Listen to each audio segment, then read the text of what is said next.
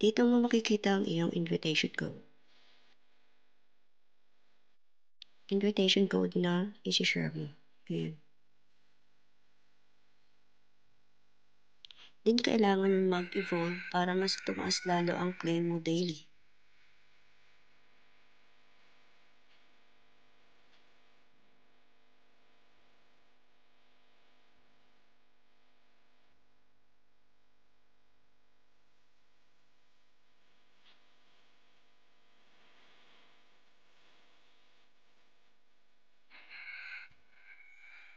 Din dito naman sa DNA wallet, dito mo isa-swap ang iyong naki-claim na DNA to Worldcoin.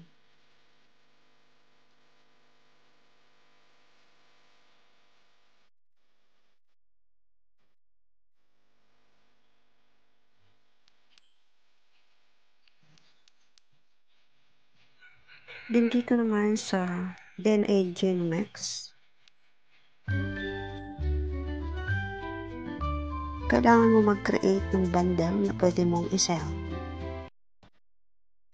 Then sumali ka na rin sa mga campaign. Actually, ngayon ko lang to ginawa. Kaya wala pa akong income dito. Wala akong maipakita.